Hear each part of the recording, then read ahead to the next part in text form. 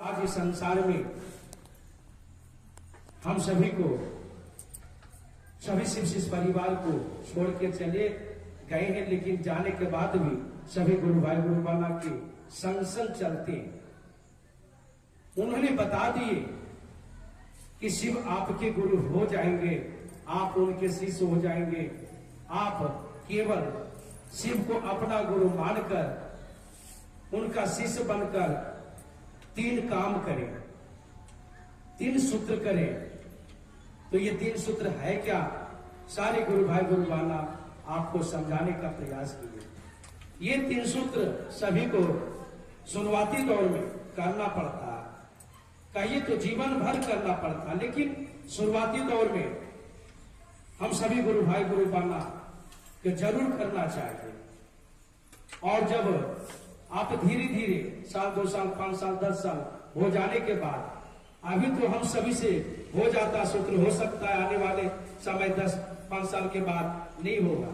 क्यों नहीं होता है? क्योंकि दिल में उतर जाते महादेव, गुरु दिल में उतर जाते हैं।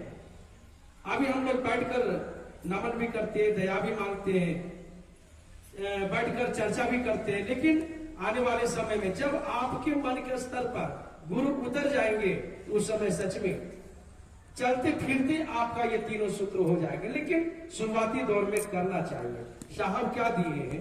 3 सूत्र: दया मांगना, चर्चा करना और अपने गुरु को प्रणाम करना।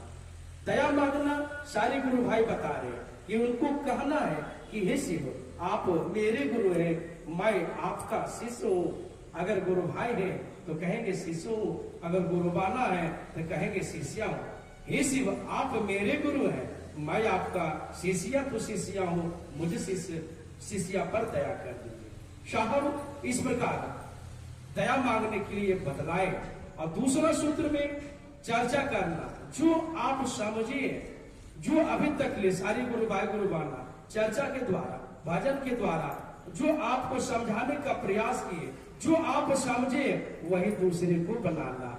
गुरु का सर्वश्रेष्ठ काम है गुरु का चर्चा। आप दूसरे को जितना समझाइएगा, जितना बताइएगा,